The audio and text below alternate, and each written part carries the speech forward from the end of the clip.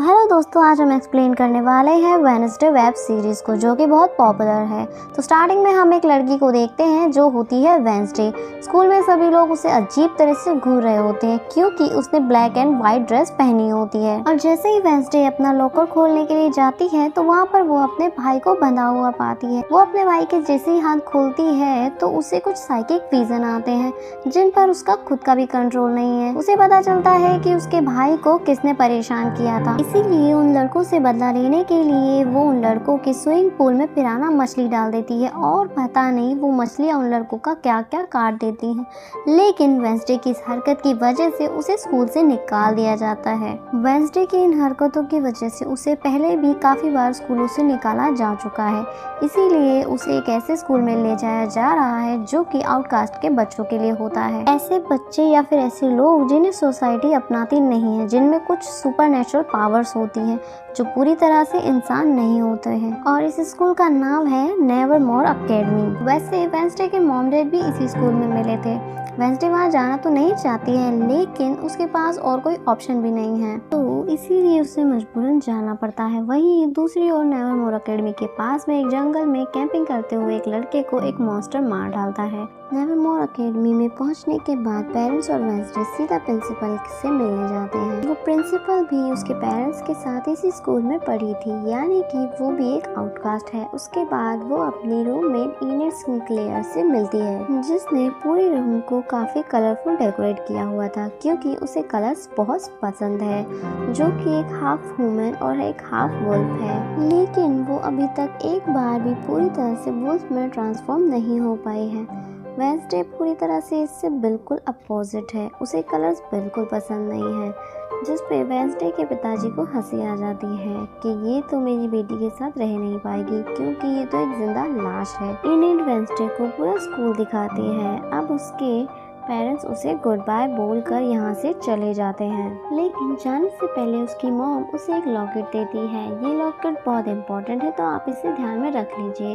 Wednesday की mom उसे कहती है कि अब तुम यहाँ से भाग नहीं पाओगी, लेकिन वेडनेसडे उनसे कहती है कि आप देखिएगा मैं जल्द ही यहाँ से भाग जाऊंगी। जाते हुए वेडनेसडे के डैड वेडनेसडे पर नजर रखने के लिए एक अजीब और डरावना सा हाथ पीछे छोड़ जाते हैं, जिसका नाम है थीव्स। वहीं दूसरी तरफ शेरिफ को टूरिस्ट की बॉडी के पार्ट्स मिलते हैं। ऐसा हादसा पहली बार नहीं बल्कि तीसरी बार हुआ था कि अकेडमी के पास के इस जंगल में कोई मारा गया था। शेरिफ को इन सब के लिए नेवरमोर अकेडमी पर शक था। अब वेडनेसडे अपने कमरे में अपनी साइड वाली सारी रंगीन चीजों को हटा देती है और अपनी रूममेट से कहती है कि शोर मत करो, यह मेरे नॉवल लिखने का समय है। मगर वो गाना लगाकर डांस करने लगती है, जिससे वेडनेसडे को बहुत गुस्सा आ गया था। वेडनेसडे उसे गाना बंद करने के लिए कहती है, तो फिर इनेट उसे पंजे दिखाकर डराने लगती है। तभी वहाँ पर टीचर आ जाती है और वो टीचर काफी अच्छी थी। वो कहती है कि तुम दोनों झगड़ा मत करो, और टीचर वेडनेसडे को वेलकम करने के लिए उसके फेवरेट फ्लावर्स उसे गिफ्ट करती है। अगले दिन वेडनेसडे एक तलवारबाजी की ट्रेनिंग में जाती है। वेडनेसडे वहाँ पर एक लड़की को चैलेंज करती है जिसका नाम बियेंका होता है। बियेंका वेडनेसडे का चैलेंज एक्सेप्ट कर लेती है। उनके बीच में 3 राउंड होते हैं। पहला राउंड वेडनेसडे और दूसरा राउंड बियेंका जीत जाती है।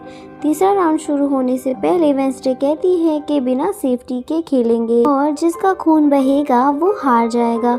दोनों तलवारबाजी शुरू करती है और वेडनेसडे को चोट लग जाती है और वो हार जाती है। वो वहाँ से जाने लगती है तो उसके ऊपर एक पत्थर की मूर्ति आकर गिर जाती है, लेकिन एक लड़का आकर उसे उससे बचा लेता है, लेकिन वो बेहोश हो जाती है। उस लड़के का नाम जेवियर होता है। वेडनेसडे को जब होश आता है तो जेवियर को थैंक्स बोलने की बजाय वो उसे कहती है कि तुम मुझसे उम्मीद मत रखना कि मैं तुम्हारी शुक्रगुजार रहूंगी, तुमने मुझे बचाकर मेरी इतनी अच्छी मौत को टाल दिया है। जेवियर कहता है कि मैं तुम्हें बहुत पहले से जानता हूँ। जेवियर बताता है कि बचपन में मैं एक ताबूत में छिप गया था और सभी लोग मुझे जलाने ही वाले थे, तब तुमने मुझे आकर बचाया था। आज मैंने तुम्हारी जान बचाकर तुम्हारा हिसाब बराबर किया है। वेडनेसडे जब अपने रूम में जाती है तो उसे बेड पर ऐसा महसूस होता है कि वहाँ पर कोई है, तो जैसे वो बिस्तर हटाती है तो वहाँ पर हाथ को देखकर वो उसे तुरंत पकड़ लेती है और वो उससे पूछती है कि तुम यहाँ क्या कर रही हो। फिर वो इशारों में वेंसडे से बात करता है और कहता है कि मुझे यहाँ पर तुम्हारे डैड ने तुम पर नज़र रखने के लिए भेजा है, उन्होंने ही मुझे यहाँ पर छोड़ कर गए हैं। वो उसे कहती है कि आज के बाद तुम सिर्फ मेरे लिए काम करोगी, वरना मैं तुम्हें हमेशा हमेशा के लिए इस बॉक्स में बंद कर दूंगी। थिंग्स फिर मान जाता है। अगले दिन प्रिंसिपल वेंसडे को एक दिमाग के डॉक्टर के पास लेकर जाती है, क्योंकि उन्हें लगता है कि वेंसडे के दिमाग का मानसिक संतुलन ठीक नहीं है। मगर वेंसडे वॉशरूम का बोलकर हाथ की मदद से खिड़की खोलकर वहाँ से भाग जाती है। भागते हुए वो एक आदमी से टकरा जाती है और अपनी दिव्य दृष्टि से देखती है कि ये आदमी कुछ ही समय में मरने वाला है, मगर इस बारे में वो उस आदमी से कुछ नहीं कहती। फिर वो एक रेस्टोरेंट में जाती है और वह एक वेटर से मिलती है। वो वेटर काफ़ी परेशान था क्योंकि उसकी कॉफ़ी मशीन ख़राब हो गई थी।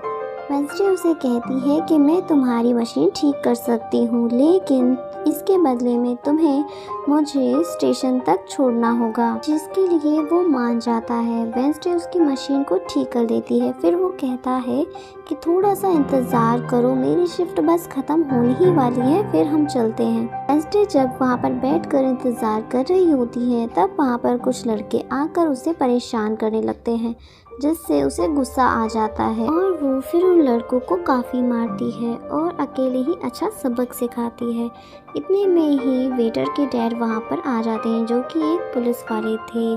तो वो देखकर उसके डैड पूछते हैं कि ये सब क्या हो रहा है। तो वेटर कहता है कि कुछ नहीं, वो लड़के कस्टमर्स को परेशान कर रहे थे, तो इस लड़की ने उन सबको सबक सिखा दिया।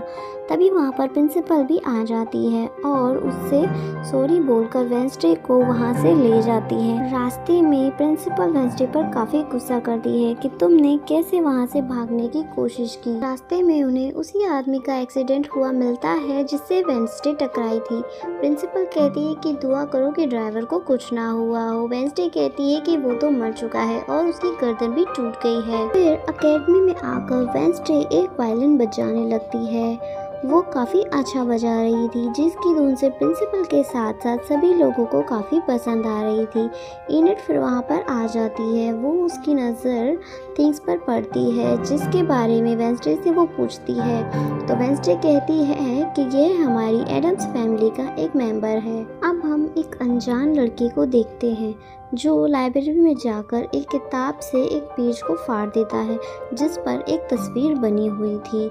फिर थिंग्स वेटर के घर यानी कि टायलर के घर पर पहुंच जाता है, जिसे देखकर वह काफ़ी डर जाता है और उसे मारने लगता है। थिंग्स उसे हाथ से इशारा करके कहता है कि मुझे यहाँ पर वेंसडे ने भेजा है, ये वेंसडे का नंबर है, तुम इसे कॉल कर लो। वेंसडे कॉल पर कहती है कि हमारी एकेडमी में एक त्योहार मनाया जाने वाला है, जहाँ पर सभी बच्चे आएंगे। मैं वहाँ से भागने वाली हूँ और अगर तुम मुझे स्टेशन तक पहुँचाओगे तो मैं तुम्हें अच्छा खासा इनाम दूंगी, जिस पर टायलर मान जाता है। जब वो त्योहार में जाती है तो देखती है कि प्रिंसिपल की नज़र मुझ पर ही है, इसलिए वो एक आदमी को पैसे देकर उसका ध्यान भटकाने को कहती है। अब टायलर वेंसडे के जाने से पहले उसे उसी के डैड का पुलिस रिकॉर्ड तोहफे में देता है, जो कि उसने अपनी डैड की फाइल से चुराया था। तभी जब वो वहाँ से जाने लगती है तो उस लड़के से टकरा जाती है, जिसने बुक में से तस्वीर वाला पेज फाड़ा था। टकराते ही वेंसडे को उस लड़के की मौत नजर आती है। वो उस लड़के को देखती है कि वो जंगल की तरफ जा रहा है। अब वेंसडे भी उसके पीछे जाने लगती है। वेंसडे उससे कहती है कि तुम जंगल की तरफ मत जाओ, तुम्हारी जान को खतरा है। पर तभी वो लड़का उसे अपने जादू से उड़ाकर पेड़ पर लटका देता है और कहता है कि खतरा मुझे नहीं है बल्कि तुम्हें है, बल्कि खतरा तुम ही हो और मैं सभी लोगों को तुमसे बचा रहा हूँ। उस स्टैचू को भी मैंने ही तुम्हारे ऊपर गिराया था। जिसके बाद वो उसे एक तस्वीर दिखाता है और कहता है कि इस तस्वीर में जो लड़की है वो तुम ही हो।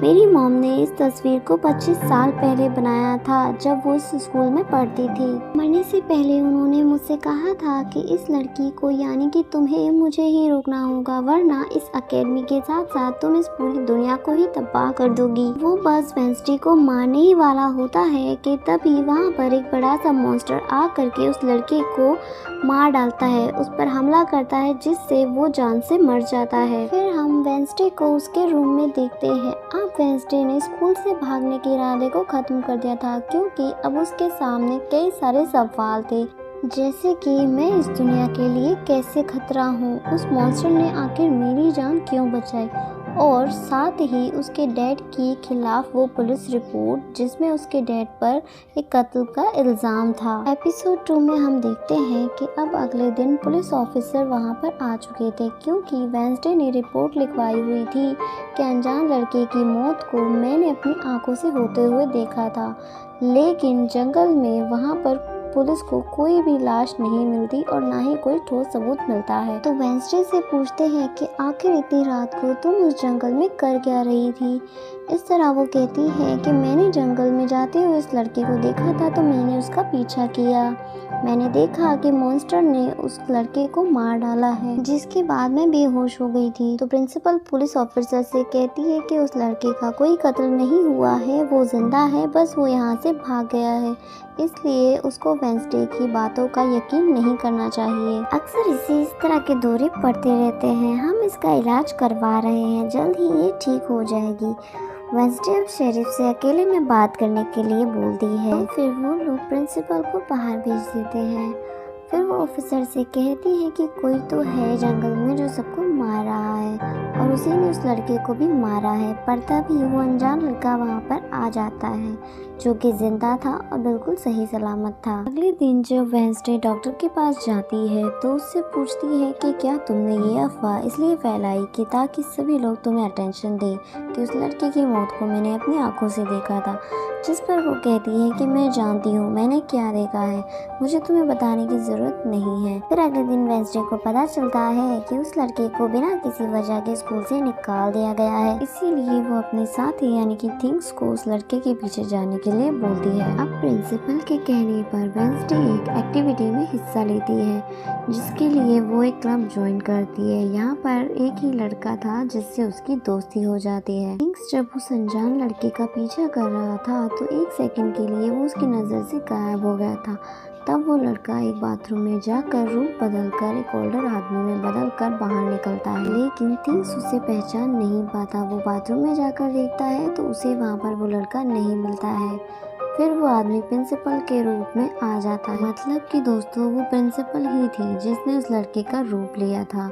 थिंग्स वापस जाकर वेंसडे को बताता है क्लास स्टार्ट होने ही वाली थी, तो जेवियर उसे अपने पास वाली सीट पर बैठने के लिए कहता है, तो वो भी वहाँ पर बैठ जाती है। जेवियर वहाँ पर एक मकड़ी की तस्वीर बना रहा था, फिर वो उसे जादू से जिंदा भी कर देता है, लेकिन वेंसडे इससे इम्प्रेस नहीं होती है और उस मकड़ी को एक झटके में मार देती है।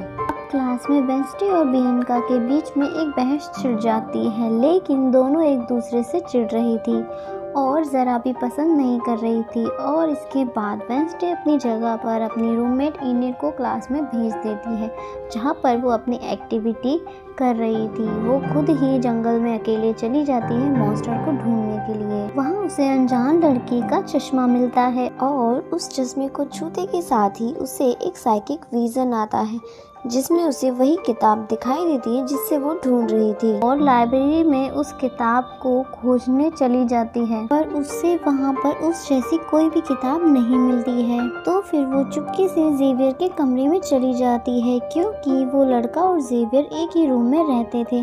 वेंसडे और थिंग्स उस किताब को ढूंढने लगते हैं, पर तभी जेवियर बाथरूम से बाहर आ जाता है, तो वेंसडे बेड के नीचे छिप जाती है। तभी वहाँ पर बियनका भी आ जाती है। वो जेवियर से कहती है कि तुम मुझसे क्यों नाराज हो, चलो गुस्सा छोड़ो, सुलह कर लो, जिस पर वो मना कर देता है। उसके इनकार के बाद में बियनका को लगता है कि ये सब कुछ वेंसडे की वजह से हो रहा है। वो कहती है कि मैं कल तुम्हारी वेंसडे की दोस्त इनेट की नाव की धज्जियां उड़ा दूंगी। वेंसडे उसकी ये सब बातें सुन लेती है। वेंसडे जब वापस अपने रूम में आती है तो वो इनेट से कहती है कि कल की जो नाव रेस होने वाली है उसमें मैं तुम्हारे साथ हिस्सा लूंगी, और चाहे कुछ भी हो जाए हम कल जरूर जीतेंगे। अगले दिन जब रेस शुरू होती है तो बताया जाता है कि इस मुकाबले में किसी भी तरह का कोई रूल नहीं है। जो पहले जंगल में जाकर झंडे को ले आएगा वही टीम जीत जाएगी।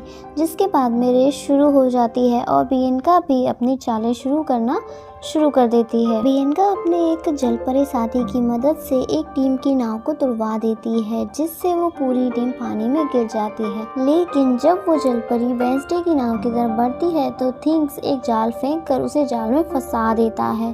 अब किनारे तक सिर्फ 3 ही टीम्स पहुंच पाती हैं और जब सभी लोग अंदर जंगल में जाते हैं झंडे को लेने के लिए तो इनेट अपने पंजों से जोकर की टीम की नाव में छेद कर देती है। फिर सभी के साथ वेंसडे झंडा लेकर आती है। वेंसडे को वहाँ पर एक साइकिक विजन आता है जिसमें वो अपनी ही जैसी शक्ल की एक लड़की को देखती है जिसके हाथ में एक किताब थी। जब उसे होश में आता है तो वापस से वो नाव की तरफ जाती है। जोकर्स की नाव में छेद होने की वजह से उनकी नाव डूब जाती है। अब जलपरी फिर से वेंसडे की नाव पर हमला करने लगती है, लेकिन थिंग्स उसे जोरदार एक मुक्का मारकर बेहोश कर देता है। अब वेंसडे अपनी नाव से तीर निकालकर बियनका की नाव में छेद कर देती है और वेंसडे ये रेस जीत जाती है। अब 4 साल में पहली बार ऐसा हुआ था कि बियनका ये रेस हार गई थी, इसीलिए वो बहुत ज़्यादा गुस्से में थी। रात के समय वेंसडे एक स्टैचू के पास जाती है जिसके हाथ में एक किताब थी। किताब पर लिखी हुई पहेली को जब वो सुलझाती है तो चुटकी बजाने से एक खुफिया दरवाज़ा खुल जाता है, जिसके अंदर जाती है तो देखती है वहाँ पर उसके मॉम डैड के अलावा और भी बहुत सारे लोगों की तस्वीरें लगी हुई थी। उसे वहाँ पर वो किताब भी मिल जाती है जिसकी तलाश उसे अभी तक थी। उसे लेकर जब वो यहाँ से जा ही रही थी तो कोई पीछे से उसके ऊपर एक काला कपड़ा डाल देता है। एपिसोड 3 में हम देखते हैं कि कुछ लोगों ने वेंसडे को बंदी बनाया हुआ है जिन्होंने मास्क भी लगा रखा है, मगर उनकी आवाज़ सुनकर वेंसडे उन्हें पहचान लेती है। वो कहती है कि मैंने तुम्हें पहचान लिया है, अब तुम मास्क हटा सकते हो। ये लोग कोई और नहीं बल्कि बियनका और उसके साथी थे और वो अपनी रस्सियाँ भी खोल चुकी थी। वहाँ से जाते जाते वो कहती है कि तुम सब छोटे बच्चे हो, तुम्हें अपहरण करना भी नहीं आता है। वापस आकर वो उस तस्वीर को किताब पर लगा देती है जिससे उस लड़के ने किताब से फाड़ लिया था और वो उसे पढ़ने लगती है। अब अगले दिन प्रिंसिपल सभी बच्चों को एक प्रोजेक्ट के लिए कहती है जिसमें सभी बच्चों को शहर की सभी दुकानों पर जाकर काम करना होगा। वेंसडे जेवियर को वो किताब दिखाती है और पूछती है कि क्या तुम इस किताब को पहचानते हो, जिस पर वो कहता है कि इस किताब को लेकर मेरे और मेरे रूममेट के बीच लड़ाई ज़रूर हुई थी। ये किताब एक जादूगर की है और कम से कम 30 साल से भी ज़्यादा पुरानी है, तो तुम इस किताब के साथ क्या कर रही हो? वेंसडे पूछती है कि इस किताब के बारे में और जानना चाहती हूँ। वो कहता है कि कुछ खास नहीं, अगर तुम इस किताब के बारे में या इस जादूगर के बारे में जानना चाहती हो तो तुम्हें उसके घर पर जाना होगा जो कि बहुत पुराना और बहुत खास है। अकेडमी के सभी बच्चे अलग अलग दुकानों में जाकर काम करने लगते हैं। वेंसडे भी एक वेटर्स बनी हुई थी। वो खाने के बारे में लोगों को अजीब और गरीब चीज़ें बता रही थी जिसकी वजह से कोई भी उससे खाने की चीज़ नहीं ले रहा था। यूजिन पेस्ट्री खा रहा था, तभी वहाँ पर कुछ शरारती बच्चे आकर उसे परेशान करने लगते हैं। बस फिर क्या था, वहाँ पर वेंसडे आ जाती है, उनकी खूब पिटाई करती है। उसके बाद वेंसडे अपने दोस्त को लेकर जादूगर के घर में जाती है ताकि वो सारी सच्चाई जान सके। वहाँ पर उसे जादूगर की सारी चीज़ें और एक पेंटिंग दिखाई देती है। पेंटिंग में उसे वही लड़की दिखाई देती है जो उसे साइकिक विजन में दिखाई दी थी। फिर वो उसके हाथ में, उस लड़की के हाथ में एक किताब भी देखती है, लेकिन वो किताब खाली थी क्योंकि वो किताब उसे वहाँ पर भी मिल जाती है। इतने में वहाँ पर एक औरत आ जाती है। वेंसडे उसे कहती है कि जादूगर की असली किताब कहाँ है, जिस पर वो कहती है कि जादूगर की असली किताब तो चोरी हो गई थी और तुम जहाँ पर खड़ी हो वो भी जादूगर का असली घर नहीं है। उसके बाद वेंसडे टायलर से मिलने के लिए उसके होटल पर जाती है और उसे जादूगर की असली घर के बारे में पूछती है और वो उसे उसके असली घर के बारे में बता भी देता है।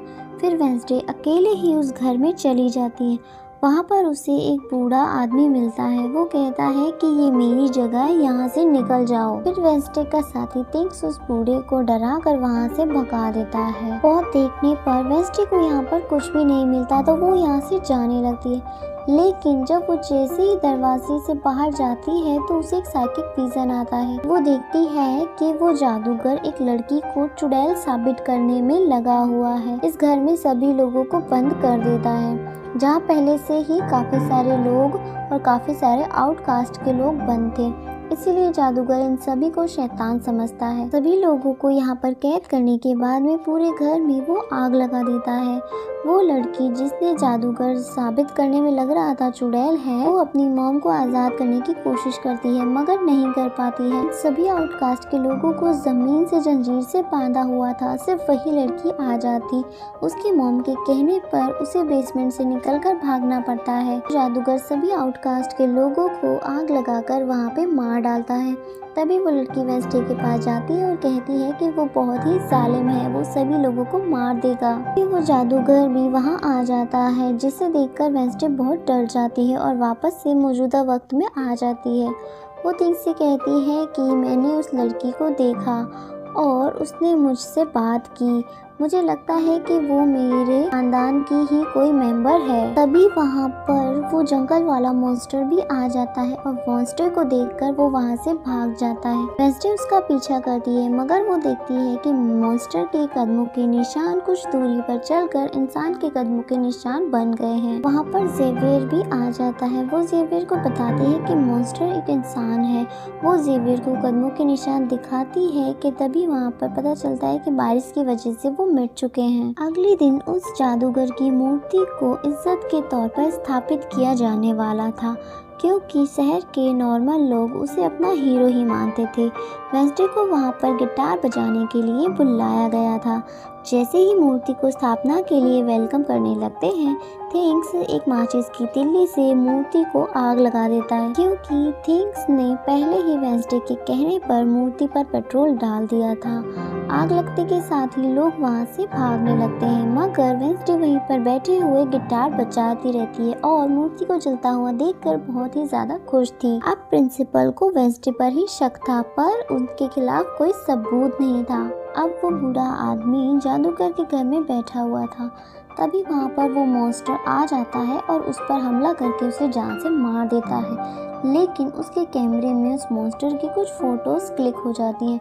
उसके बाद पुलिस भी वहाँ पर फौरन छानबीन के लिए पहुँच जाती है। बूढ़े आदमी के कैमरे में जो फोटो थी वो भी पुलिस वालों को मिल जाती हैं। एपिसोड 4 में अगले दिन थिंग्स मुर्दाघर जाकर कैमरे के ऊपर ब्लैक बबल गम लगा देता है ताकि जो भी वहाँ पर हो उसे कोई ना देख सके। वेंसडे के लिए फिर वो दरवाजा खोलता है। वो वहाँ पर उस बूढ़े आदमी के जख्मों को देखने के लिए आई जिसे मॉन्स्टर ने मारा था। वो उस बूढ़े आदमी की सारी डिटेल्स को नोट कर लेती है और थिंग्स भी सारा डाटा कॉपी करने लग जाता है। अभी वहाँ पर डॉक्टर और पुलिस ऑफिसर भी आ जाते हैं। छिपने के लिए वेंसडे एक बॉक्स में सो जाती है। जब डॉक्टर बॉक्स को खुला हुआ देखता है तो फौरन उसे चेक करने के लिए जाता है और वेंसडे को वहाँ पर देखकर उसे सोचता है कि यह भी एक लाश है जिससे वो सुबह काटेगा। डॉक्टर बॉक्स को बंद करके वहाँ से चला जाता है। फिर उसके बाद वेंसडे अपनी छानबीन कंटिन्यू करती है जिससे उसे पता चलता है कि मॉन्स्टर बॉडी के पार्ट्स को इकट्ठा कर रहा है। फिर अगले दिन वो क्लास में जाती है और वह जेवियर को देखती है कि उसकी गर्दन पर किसी के पंजे का निशान है। वो जेवियर को एक छोटे से घर से बाहर निकलता हुआ देखती है। वेंसडे को उसके जख्मों को देखकर पहले से ही उस पर शक था, तो फिर वो उसका पीछा करते करते उस घर तक पहुंच जाती है। उसे वहाँ पर मॉन्स्टर की बहुत सारी तस्वीरें मिलती है, जिनमें से एक दो तस्वीरें लेकर वो वहाँ से निकल ही रही थी कि जेवियर उसे देख लेता है और जेवियर उसे रोक लेता है। मगर वेंसडे उसका ध्यान भटकाने के लिए उसे सिर्फ एक ही बात बोल देती है कि क्या तुम आज रात को होने वाली डांस पार्टी में मेरे साथ चलोगे। उसके बाद वो तस्वीरों को पुलिस ऑफिसर को ले जाकर दे देती है। वो पुलिस ऑफिसर तस्वीरें देखकर बोलता है कि इससे हम किसी को नहीं पकड़ सकते हैं, हमें कुछ ठोस सबूत चाहिए होंगे। अब वेंसडे अपनी सारी रिसर्च अपने दोस्त यूजीन को दिखाती है ताकि वो उसकी कुछ हेल्प कर सके। उसमें से एक तस्वीर को देखकर यूजीन कहता है कि इस जगह को तो मैं जानता हूँ। वो वेंसडे को उस जगह पर ले जाता है और जहाँ पर एक गुफा थी उसके अंदर उन्हें बहुत सारी हड्डियाँ और एक हथकड़ी मिलती है और उसे वहाँ पर एक मॉन्स्टर का दांत भी मिलता है। उस मॉन्स्टर के दांत को वो अपने साथ रख लेती है। फिर वो जेवियर के पेंटिंग वाले घर में जाती है। वहाँ पर डस्टबिन में पड़े हुए खून लगे कपड़े को वह अपने पास रख लेती है। जहाँ से वो बस निकल ही रही थी तभी वहाँ पर जेवियर आ जाता है। जेवियर उससे पूछता है कि तुम यहाँ क्या कर रही हो। उसकी बात को टालते हुए उससे पूछती है कि तुम्हें यह गर्दन पर चोट कैसे लगी। तब वो बताता है कि आजकल सपनों में यह मॉन्स्टर मेरे आ रहा है, इसीलिए मैं इसकी ड्राइंग्स बना रहा हूँ। मगर एक दिन मैंने अपने जादू पर से कंट्रोल खो दिया था और तस्वीर में से वो मॉन्स्टर आकर मुझे पंजे से हमला कर देता है। और फिर जेवियर समझ गया था कि वेडनेसडे उस पर शक कर रही है, इसीलिए उसने उस दिन उसको डांस के लिए कहा था। इसीलिए वो उस पर काफी गुस्सा करता है और उसे यहाँ से जाने के लिए कहता है। अब वेडनेसडे वो खून लगा कपड़ा लेकर और नाखून लेकर पुलिस ऑफिसर के पास जाती है और कहती है कि ये लो ठोस सबूत, डीएनए टेस्ट करवा लो, खाया मेरे ख्याल से इतना सबूत काफी होगा। फिर वेडनेसडे यूजीन के पास जाती है और कहती है कि आज रात पार्टी में जाने के लिए हमारे पास कोई नहीं है, तो क्यों ना हम आज रात गुफा में जाकर उस मॉन्स्टर को ढूंढे। जिसके बाद रात को वेडनेसडे जंगल में जाने की तैयारी कर रही थी, तभी उसके दरवाजे पर टायलर तैयार होकर आ जाता है, क्योंकि थिंग्स ने उसे डांस पार्टी के चलने के लिए एक चिट्ठी भेजी थी, जिसकी वजह से वेडनेसडे को थिंग्स पर बहुत गुस्सा तो आता है। टायलर काफी खुश था तो वेडनेसडे उसका दिल नहीं तोड़ना चाहती थी और थिंग्स ने अपने हाथ की सफाई से एक ब्लैक कलर का खूबसूरत सा ड्रेस वेडनेसडे के लिए लेकर आया हुआ था। अब वेडनेसडे गुफा में जाने वाले प्लान को कैंसिल कर देती है। तो वेडनेसडे जब पार्टी में जा रही थी तो यूजीन उसे वहाँ पर मिल जाता है। वो कहती है कि सॉरी, मैं पार्टी में जा रही हूँ, गुफा में हम कल चलेंगे। लेकिन यूजीन बिना उसे बताए गुफा में चला जाता है। उधर पार्टी में सभी लोग आकर एंजॉय कर रहे थे। सभी लोग अपने अपने साथियों के साथ वहाँ पर आए हुए थे। जेवियर अपने साथ भी येनका को लेकर आया था। लेकिन जब वेडनेसडे और टायलर दोनों आते हैं तो जेवियर उन्हें देखकर चिढ़ने लगता है। जब सब लोग डांस कर रहे थे तो वेडनेसडे डांस करके अपने अंदाज में सभी लोगों को हैरान कर देती है, क्योंकि वो काफी अजीब और अलग तरह से डांस कर रही थी। जंगल में यूजीन पहुंच गया था और छुपकर मॉन्स्टर का इंतजार कर रहा था, मगर तभी वहाँ पर कोई गुफा में धमाका करके वहाँ से भाग जाता है। दूसरी तरफ पार्टी में जेवियर लगातार दोनों को देख रहा था और वहाँ पर जलन महसूस कर रहा था। इसीलिए वो वियनका को कहता है कि तुम अपना लॉकेट उतारो और अपनी जलपरी से मेरे लिए मदद मांगो कि मैं वेडनेसडे को भूल जाऊं। जिस पर वियनका भड़क जाती है। उसके बाद वो कहती है कि तुम्हें तो पहले यही लगता था कि ये जादू मैं करती हूँ तुम्हें काबू में पाने के लिए। वह सुनकर वो यहाँ से चली जाती है। तभी बाहर शरारती कुछ लड़के आते हैं पेंट से भरा हुआ टैंकर लेकर और वो डांसिंग रूम के पाइप से उसे कनेक्ट कर देते हैं। सभी लोग पार्टी में मस्ती से डांस कर रहे होते हैं। फिर तभी अचानक से पार्टी में खून की बारिश होने लगती है। शरारती लड़कों ने पार्टी को खराब करने के लिए ये सब कुछ किया था। ये देखकर सारे लोग घबरा जाते हैं और पार्टी में इधर उधर भागने लगते हैं, मगर वेडनेसडे वहीं पर खड़ी रहती है, क्योंकि उसे तो अब और ज़्यादा मज़ा आ रहा था। फिर वेडनेसडे को पता चल जाता है कि ये खून नहीं सिर्फ पेंट है। तभी वेडनेसडे को एक विजन आता है जिसमें उसे पता चलता है कि यूजीन अकेले ही जंगल में है और उसकी जान को खतरा है। इसलिए वो तुरंत उसे बचाने के लिए जंगल की ओर भागती है। यूजीन उस मॉन्स्टर से बचने के लिए भाग रहा था।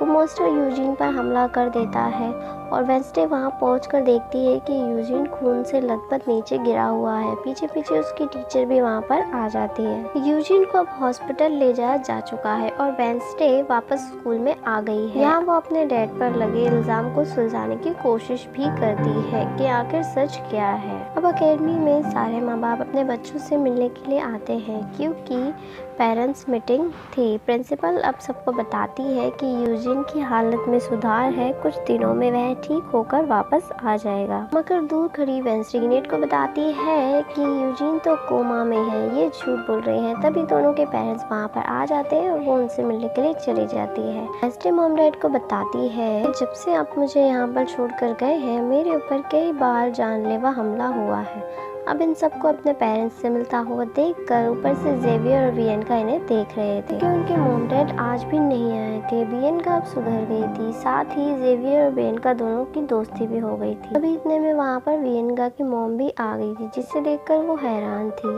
अब वेंसडे के मॉम डैड प्रिंसिपल से मिलते हैं तो वो कहती है कि वेंसडे सभी से काफ़ी अजीब तरह से पेश आती है, इसीलिए डॉक्टर चाहती है कि वेंसडे का एक फैमिली सेशन होना चाहिए। अब इससे पहले कि उसके मॉम डैड डॉक्टर के सामने कुछ कह पाते, उससे पहले वो कहती है कि डैड, मैं आपसे एक सवाल पूछना चाहती हूँ कि ये देखिए एक लड़का, इसका नाम गैरेट है, इसके कत्ल का इल्ज़ाम आप पर क्यों है और ये कौन था? तो वेंसडे की मॉम उसे कुछ भी बताने के लिए इनकार करती है। तो वो अपनी मॉम से कहती है कि मत बताइए, पर मैं पता लगा कर रहूँगी। फिर वो सीधा हॉस्पिटल चली जाती है यूजिन से मिलने के लिए, जिसका ख्याल थिंग्स रख रहा था। फिर हमें पता चलता है कि मुर्दा घर वाले डॉक्टर ने खुद की जान ले ली है, वही डॉक्टर जिसने वेंसडे को मुर्दा समझकर छोड़ दिया था। मरने से पहले डॉक्टर ने एक खत भी छोड़ा था जिसमें लिखा हुआ था कि मैं गैरेट के केस पर शर्मिंदा हूँ क्योंकि मैंने उसकी झूठी रिपोर्ट बनाई थी। जब सारे लोग स्कूल में खाना खा रहे थे तभी वहाँ पर पुलिस ऑफिसर आकर वेंसडे के डैड को पकड़ लेते हैं और कहते हैं कि गैरेट के कत्ल के इल्जाम में तुम्हें गिरफ्तार किया जाता है। जेल में वेंसडे अपने डैड से मिलने जाती है तो पूछती है कि बताइए गैरेट से आपका क्या वास्ता है। तो बताते हैं कि गैरेट तुम्हारी मॉम से बहुत प्यार करता था, लेकिन जब तुम्हारी मॉम और मैं साथ थे तो गैरेट ने मुझ पर हमला कर दिया। मैंने उसका काफ़ी बचाव किया, उसी दौरान गलती से उसकी मौत हो गई। लेकिन वेंसडे को उनकी बात थोड़ी झूठी लग रही थी। फिर वो पुलिस ऑफिसर के पास जाती है और कहती है कि मेरे डैड ने गैरेट को नहीं मारा है, उनके खिलाफ साजिश की जा रही है। जिस पर वो कहते हैं कि दुनिया तुम्हारे हिसाब से नहीं चलती है, तुम्हारे डैड के खिलाफ हमारे पास सबूत है। वेंसडे कहती है कि मैं नहीं मानती और मेरे ख्याल से जिसने यूजिन पर हमला किया है वही कातिल है। इनिट पार्क में अपने मॉम डैड के साथ बैठी हुई थी, जहाँ पर उसकी मॉम चाहती है कि वो पूरी तरह से एक वेयरवुल्फ बन जाए, इसलिए वो उसे एक डॉक्टर के पास भेजना चाहती है, मगर इनिट ऐसा नहीं चाहती, इसलिए वो गुस्से में वहाँ से चली जाती है। अब वेंसडे अपनी मॉम के पास जाती है ताकि वो सारी सच्चाई जान सके। उसकी मॉम खुफिया लाइब्रेरी में होती है। वो अपनी मॉम से कहती है कि आपने मुझे इस अकेडमी में इसीलिए भेजा ताकि मैं भी आपकी जैसी बन सकूं। जिस पर उसकी मॉम कहती है कि ये सिर्फ एक अकेडमी नहीं है, बल्कि यहाँ पर एक ऐसा ग्रुप हुआ करता था जिसकी बुनियाद तुम्हारे डैड की फैमिली की एक औरत ने रखी थी,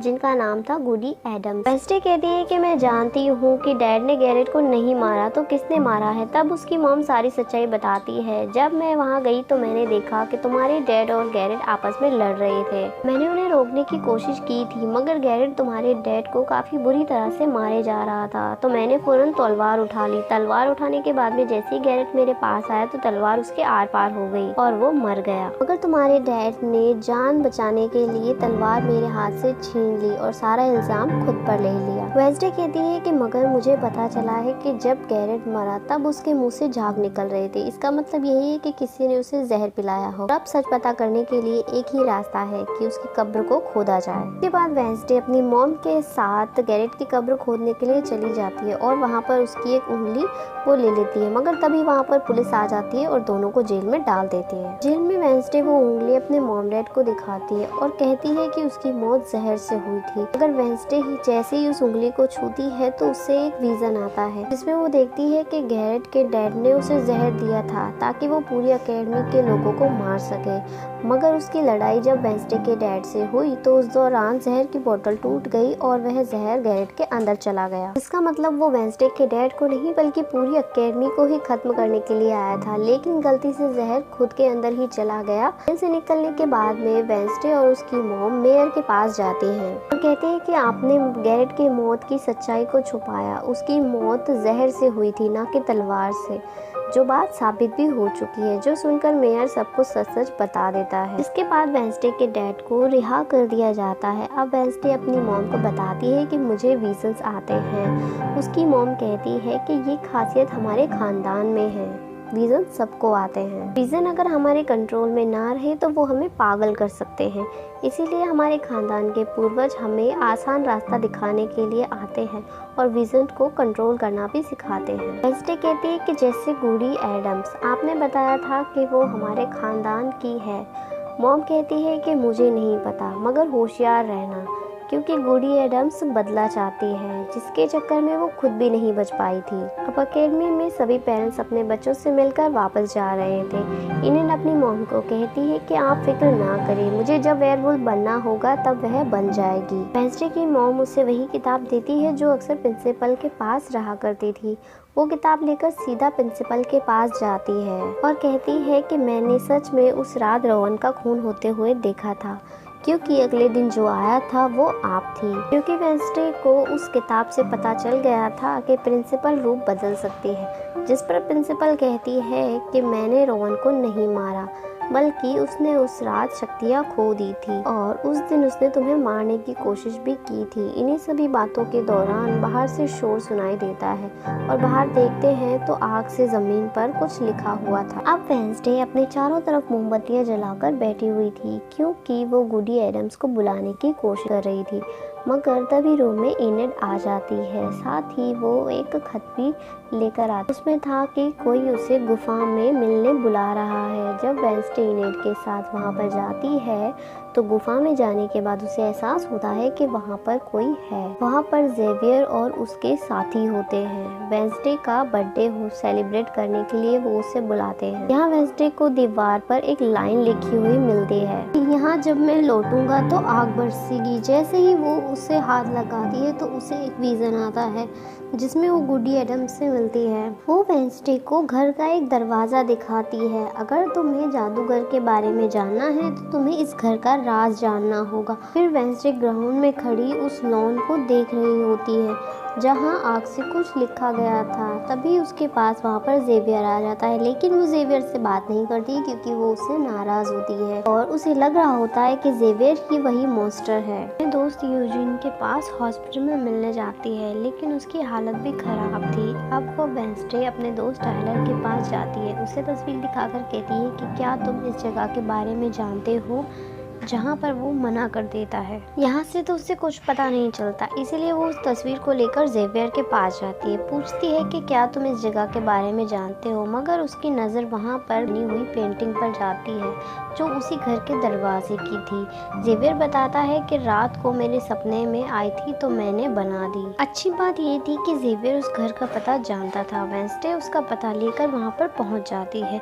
जहाँ मेयर पहले से ही मौजूद था और वो जान गया था कि असली कातिल कौन है। वेडनेसडे उसकी कार का पीछा करती है। जैसे ही मेयर की कार रुकती है तो कोई उसे टक्कर मार कर चला जाता है, जिस वजह से वो बुरी तरह से घायल हो जाता है। फिर रात के वक्त वेडनेसडे टाइलर और इनेड को अपने साथ झूठ बोलकर उसी घर में ले जाती है। वहाँ पर वेडनेसडे को ऐसा महसूस होता है कि जैसे कोई यहाँ पर रह रहा हो, क्योंकि मोमबत्तियाँ अभी भी गर्म थी और कमरा एकदम साफ सुथरा था। वेडनेसडे वहाँ से एक म्यूजिक बॉक्स उठा लेती है जिस पर LG लिखा हुआ था। उतनी ही देर में वो मॉन्स्टर भी वहाँ पर आ जाता है, जिससे बचने के लिए वो छुपने की कोशिश करते हैं। फिर वो एक दूसरे कमरे में पहुँचने पर वो देखते हैं कि मॉन्स्टर ने अब तक जिन जिन लोगों पर हमला किया था उनकी बॉडी के कुछ हिस्से यहाँ पर रखे गए हैं। वेडनेसडे अपने दोस्तों को बचाना चाहती थी, वो उसे वहाँ से ले जाती है। फिर वो टाइलर के घर जाते हैं, क्योंकि टाइलर को काफ़ी चोट लग गई थी। जहाँ पर जैसे ही उसके डैड आते हैं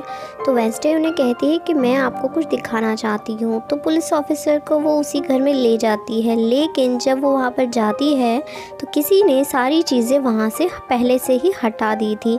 पुलिस ऑफिसर को वहाँ पर कुछ भी नहीं मिलता और पुलिस ऑफिसर को बहुत गुस्सा भी आता है। फिर वो कहते हैं कि आज के बाद तुम मेरे बेटे से दूर रहोगी। अब जब वेडनेसडे वापस अकेडमी में जाती है तो उसे प्रिंसिपल मिलती है। प्रिंसिपल उसे कहती है कि मैंने तुम्हें कहीं भी जाने से मना किया है, तुम्हें मेरी बात को मान लेना चाहिए था। वो जवाब देती है कि मैं सिर्फ सच का पता लगाने गई थी, मैंने कुछ गलत नहीं किया है और मैं माफ़ी भी नहीं मांगूंगी। जिसके बाद वो एक पेंटिंग भी दिखाती है जिसमें वो जादूगर था और वो खुद भी थी। मैं तो इस अकेडमी को बचाना चाहती हूँ, इसीलिए मुझे एक मौका मिलना चाहिए। प्रिंसिपल कहती है कि तुम कहीं नहीं जाओगी, मैं कुछ नहीं जानती, अगर आगे से ऐसी गलती की तो मैं तुम्हें अकेडमी से निकाल दूंगी। फिर वो वहाँ से चली जाती है। रूम में जाकर वो देखती है कि इनेड अपना सामान पैक कर रही थी, क्योंकि वो रूम छोड़कर जा रही थी। वो गुस्से में कहती है कि तुम्हें सिर्फ अपना काम निकलवाना आता है, अब इसमें चाहे तुम्हारे दोस्तों की जान ही क्यों ना चली जाए। आज वो अजीब सा मॉन्स्टर हमें जान से मारने ही वाला था। वेंसडे अब रूम में अकेली थी। वो एक जगह पर बैठकर बॉक्स को देखने लगती है। उस बॉक्स के नीचे उसे एक लिफाफा मिलता है जिसमें वेंसडे की खुद की काफ़ी सारी तस्वीरें होती हैं, जो देखकर वो कहती है कि मेरी एडम्स फैमिली जादूगर और मॉन्स्टर के बीच में शायद किसी न किसी तरीके से कोई संबंध है। और ये बात जब मेयर को पता चली तो किसी न किसी तरीक़े से किसी ने उसका मुंह बंद कर दिया। मगर मैं चुप नहीं बैठूंगी, तुम जो कोई भी हो मैं तुम्हें ढूंढ लूंगी। अब मेयर की मौत हो गई थी। जब उन्हें दफनाया जा रहा था तो वेंसडे वहाँ पर थी और सोच रही थी कि कातिल इन्हीं में से कोई है। लेकिन तभी वो जंगल में किसी को देखती है और पीछा करती है तो पता चलता है कि वो उसके अंकल फॉस्टर हैं। इन्हें देखकर वो काफ़ी खुश हो जाती है। अंकल बताते हैं कि मुझ पर चोरी का इल्ज़ाम है, इसीलिए मुझे कुछ दिनों तक छुप कर रहना होगा। वेंसडे उसे यूजीन के कैबिन में छिपा देती है। वेंसडे उनसे तस्वीर दिखाकर मॉन्स्टर के बारे में पूछती है, जिस पर वो कहते हैं कि मैं इसके बारे में ज़्यादा कुछ तो नहीं जानता, मगर तुम्हें इसके लिए क्यूफर लाइब्रेरी में जाना चाहिए।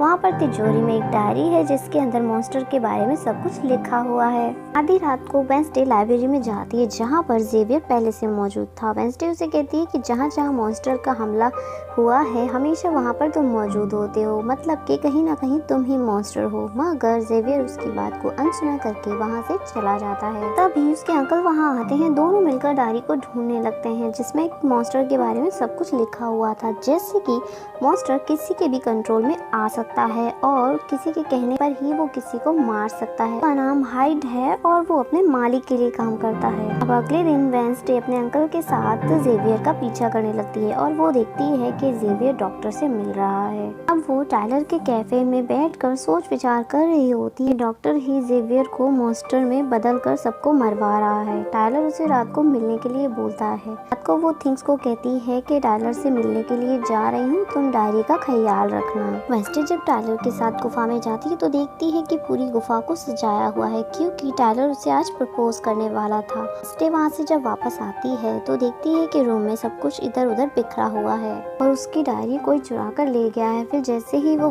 थिंग्स को देखती है तो वो घबरा जाती है, क्योंकि उसकी हथेली पर किसी ने चाकू से वार किया हुआ था। उसमें जान नहीं थी और वो मर गया था। उसे लेकर वो जल्दी से अपने अंकल के पास जाती है और दुखी होकर कहती है कि प्लीज अंकल आप थिंग्स को बचा लीजिए। अब अंकल बार बार उसे बिजली के झटके देकर उसे बचा लेते हैं और वो उससे पूछती है कि तुम पर किसने हमला किया था, जिस पर वो कहता है इशारा करते हुए कि मैंने नहीं देखा क्योंकि हमला पीछे से हुआ था, जिससे वेंसडे गुस्से में भर जाती है। कुछ भी हो जाए मैं उसे नहीं छोड़ूंगी, वो चाहे जो भी कोई हो। वो प्रिंसिपल के पास जाती है और कहती है कि किसी ने मेरे कमरे में तोड़फोड़ की है और वो डायरी भी चुरा ले गया है। प्रिंसिपल कहती है कि वो डायरी तो खुफिया लाइब्रेरी में रखी हुई थी, तुम्हारे पास कैसे आई? तुम ऐसे काम मत करो जो मुझे इस अकेडमी को बंद करना पड़ जाए, मगर ऐसा नहीं होने दूंगी। फिर जब वेंसडे वहाँ से जा रही थी तो तभी उसके साथी आकर उसे जानकारी देते हैं कि गैरेट जिसकी मौत का इल्जाम तुम्हारे डैड पर था, उसकी मॉम को किसी ने डुबो कर मार दिया गया था और मरने से पहले उसकी सारी प्रॉपर्टी एक डॉक्टर ने हथिया ली थी।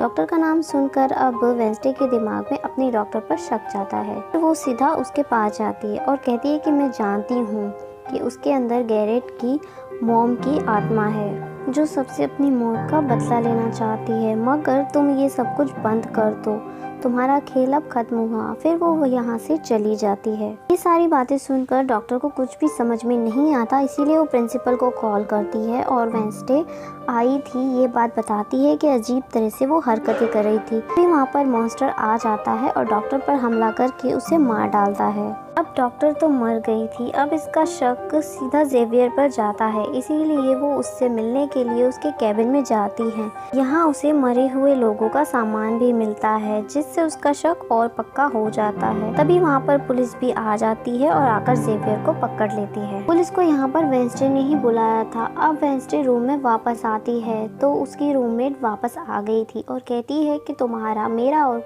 कोई ताल्लुक है, तुम्हारे साथ ही रहना चाहती हूँ, मैंने तुम्हें और थिंग्स को बहुत मिस किया। फिर इसके बाद वेंसडे टाइलर के पास जाती है। वो टाइलर को किस करती है तो उसे तभी एक विजन आता है। वो देखती है कि मॉन्स्टर कोई और नहीं बल्कि टाइलर ही है, जिसने डॉक्टर को भी मारा है, जिसे वो पसंद करती है। वो उसे उस वक्त कुछ नहीं कहती और वहाँ से आ जाती है। अब अगले दिन वेंसडे उसे एक जगह पर लेकर जाती है और फिर कहती है कि जेवियर को तुम फंसा रहे हो, जबकि असली मॉन्स्टर तो तुम ही हो। लेकिन उसे वो बार बार मना कर रहा था। लेकिन तभी यहाँ पर उसके सारे दोस्त आ जाते हैं और वो टायलर को एक कुर्सी से बांध देते हैं। वेंसडे उसे टॉर्चर करना चाहती थी मगर उसके सारे दोस्त ऐसा नहीं चाहते थे, इसीलिए वो यहाँ से चले जाते हैं। जैसे वो टायलर को मारने वाली थी तब भी वहाँ पर पुलिस आ जाती है और उसके डैड भी आ जाते हैं और वेंसडे को गिरफ्तार कर लेते हैं। वो उसे कहती है कि असली कातिल आपका बेटा ही है क्योंकि वही मॉन्स्टर है, लेकिन वो उसकी बात अनसुना कर देते हैं। जब वेंसडे वहाँ से जा रही थी तो टायलर उसके पास आकर कहता है कि कैसा लगा हारना, अभी तो बहुत कुछ होना बाकी है। जिसके बाद प्रिंसिपल भी वेंसडे को कहती है कि तुमने सारी हदें पार कर दी हैं, इसीलिए मैं तुम्हें इस अकेडमी से निकाल रही हूँ। लेकिन अभी भी वेंसडे बार बार एक ही बात कहती रहती है कि असली मॉन्स्टर टायलर ही है, मगर प्रिंसिपल उसकी एक नहीं सुनती और उसे यहाँ से जाने के लिए कह देती है। अब आखिरी बार वेंसडे जेवियर से मिलने जाती है। जेल में बंद था और वो नाराज भी था क्योंकि उसी ने उसे जेल में डलवाया था। हालांकि वेंसडे उसे बताती है कि टायलर ही मॉन्स्टर है, मेरे जरिए तुम्हें फंसाया है। वो उसकी एक नहीं सुनता और कह देता है कि सारी मुसीबत की जड़ तुम ही हो। अगर तुम ये अकेडमी छोड़कर चली जाओगी तो कुछ भी गलत नहीं होगा। ये बात सुनकर वह यहाँ से चली जाती है। फिर वो अपने कमरे में आकर सारा सामान पैक करती है, जिसके बाद सभी से आखिरी मुलाकात करती है और फिर आखिर में वो अपने दोस्त जीन से मिलने हॉस्पिटल में जाती है और कहती है कि मैं तो जा रही हूँ, तुम अपना ख्याल रखना, बाहर मत निकलना, बाहर मॉन्स्टर घूम रहा है। और उस रात गुफा में धमाका करने वाला कोई और नहीं बल्कि प्रिंसिपल ही थी, जिस पर यूजिन कहता है कि नहीं, धमाके करने वाले ने लाल कलर के जूते पहने हुए थे जबकि प्रिंसिपल लाल जूते नहीं पहनती है।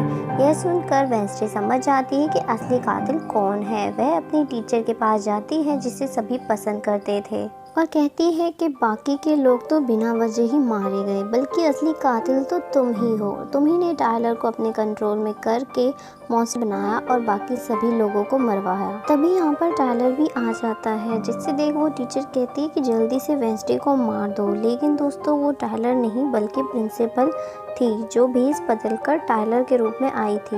मगर तभी टीचर प्रिंसिपल को एक जहर वाला इंजेक्शन लगा देती है, जिसकी वजह से प्रिंसिपल वहीं पर मर जाती है। फिर वो वेंसडे को बांधकर जादूगर की गुफा में ले आती है। गुफा में आकर वेंसडे को पता चलता है कि जिन मरे हुए लोगों के शरीर के अंगों को इन्होंने इकट्ठा किया था वो बल्कि जादूगर को फिर से जिंदा करने के लिए था। अभी यहाँ पर टीचर जो असली विलन थी वेंसडे को बताती है कि जब गुडी एडम्स ने जादूगर को मारा तो गुडी ने अपने खून से जादूगर की कब्र पर एक ताला लगा दिया और अब जादूगर को जिंदा करने के लिए गुडी की फैमिली मतलब कि एडम्स फैमिली के किसी भी एक इंसान का खून चाहिए, साथ ही पूरे चांद की रात भी होनी चाहिए और ये सुनहरा मौका आज हमें मिल गया है, हम तुम्हारा खून लेंगे। जिसके बाद टीचर वेंसडे के हाथ पर एक कट लगा देती है, फिर उसका खून निकलने लगता है। फिर वो उसके खून से जादूगर की कब्र का ताला खोलती है और फिर अगले ही पल जादूगर भी जिंदा हो जाता है, अपनी कब्र से बाहर आ जाता है। कब्र से बाहर आते ही वो सबसे पहले वेंसडे को चाकू मार देता है, जिससे जख्मी होकर वो नीचे गिर जाती है। जिसके बाद टीचर और जादूगर अकेडमी को खत्म करने के लिए चले जाते हैं। वेंसडे के पास गुडी एडम्स आती है और उसे बिल्कुल ठीक कर देती है, लेकिन कहती है कि मैंने तुम्हें ठीक तो कर दिया है, लेकिन इसके बाद तुम मुझे दोबारा कभी नहीं देख पाओगी। जंगल के रास्ते से जब वेंसडे जा रही थी तो उसके सामने टायलर आ जाता है और टीचर उसे कंट्रोल कर रही थी, इसीलिए वो एक मॉन्स्टर बनकर वेंसडे पर हमला कर देता है। वो बस उसे मारने ही वाला था कि तभी वहाँ पर एक वेयरवुल्फ आ जाती है और वो कोई और नहीं बल्कि इनेड थी।